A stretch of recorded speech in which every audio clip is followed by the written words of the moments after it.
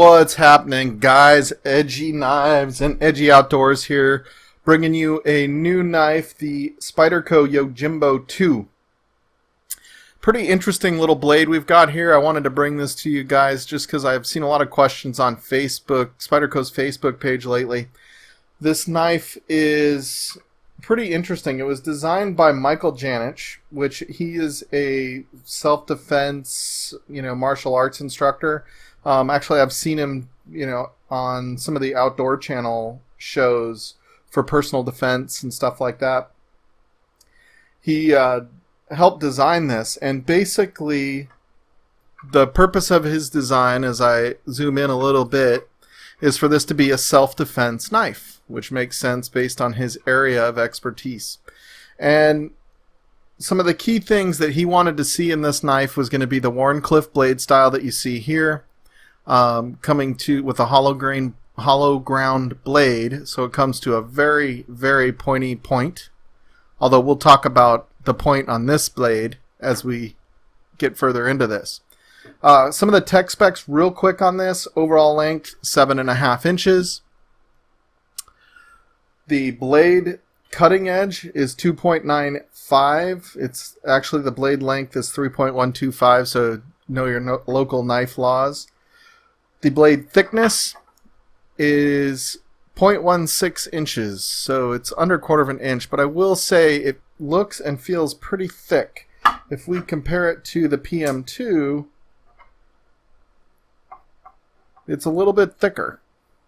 Maybe not that much thicker. Hard to tell. The PM2 sure feels thicker and looks thinner. But anyway, it is G10 scales, S30V blade. The clip is right or left hand, tip up or tip down carry. It uses the compression lock, which is one of Spyderco's very special locks. This compression lock, basically the difference between that and what would be kind of a traditional liner lock, if we zoom in a little bit. So when we extend the blade, let's see if I can focus on just right there. When we extend the blade, you see this pops open, kind of like a liner lock. The difference is a liner lock, typically on the bottom, would be sitting here, and it would be pressing against the blade, holding it in purpose, being supported by this long piece of steel that would go down here. Compression lock fits in between the stop pin and the blade, and so there's such a small piece of metal fitting in here that it creates a tremendously strong lock. In fact, I think this lock is stronger than the knife would be. I think other parts of the knife would fail prior to that lock failing. So anyway, that's compression lock. And the other beauty about this lock, outside of just strength, is the action that the compression lock gives. I mean, you can close it, you can flick it open. Hard to do through a tripod, but you can flick it open, thumb open, middle finger open. You have a lot of options on how you want to use the knife and open the knife. So compression lock, very nice. Steel, very nice. S30V, love S30V. Steel, it's a great all-purpose steel at a reasonable price, which is where you keep the price of the Yojimbo down. The price is $122.97 on Blade HQ as of today, which is October 20th. The overall weight of this guy, let's look at that for those of you that really care. So we look at the weight. We're about a little over 4 ounces, which is really kind of the high end of what I would consider an EDC blade. One that, regardless of what I'm wearing, I can carry that blade, so that knife. Now, again, let's kind of put a level set in here on how I carry a knife. I'm really a box opener, letter opener, cutting open pieces of, plastic, whatever you bought at the store that day. That's really what I use a knife for on a day-to-day basis 90% of the time. I'm not a guy that's out carving big spoons out of whatever I find in the woods. In fact, I live in San Diego, and I've got to drive for an hour to get to the woods. But I do have just general tasks. Sometimes I need to cut something. Sometimes I'm cutting wires, stripping a wire for whatever reason.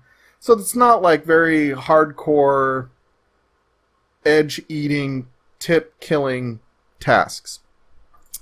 So the Wharncliffe blade is really designed for, or it really has a great use for self-defense, because according to some of the videos I've seen by Michael Janich, the cutting edge or the cutting pressure on this blade is the same at the tip as it is back at the hilt or the base of the blade, right? The choil. So when I'm cutting down on it, I push here, and the entire length of the blade, I can maintain solid pressure, maximizing the damage. Self-defense, self-defense bonus, right? The other piece of it is with the hollow ground blade and the Wharncliffe style blade, as we dig into this, is it creates a very sharp, penetrating point for thrusting. Okay, now this brings us to the part of this that I think Spyderco and some of those guys wouldn't want me to put in this video, but I'm keeping it real. If we look at this tip, let's see if I can get it to focus here on my hand.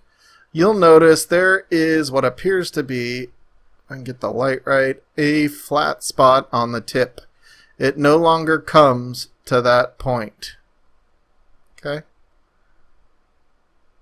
And that is because when I was taking a picture of this knife, I stuck it in a piece of softwood like this.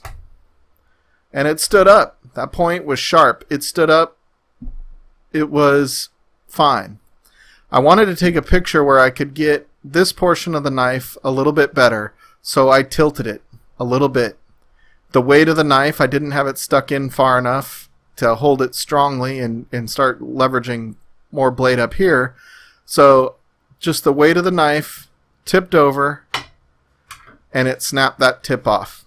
Less than a millimeter of the tip snapped off. It wasn't all the way down the blade or anything like that. But, you know, for a $122 knife that I was going to consider as an everyday carry knife that I would use for certain tasks that might come up, it kind of made me question whether or not the durability of the tip was going to work for me.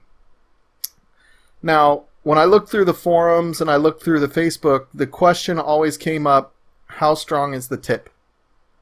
And, you know, you can hear it on this knife. When you go like this, you can tell the tip was very sharp. But, you know, this is just using my fingerprint ridges to make the noise.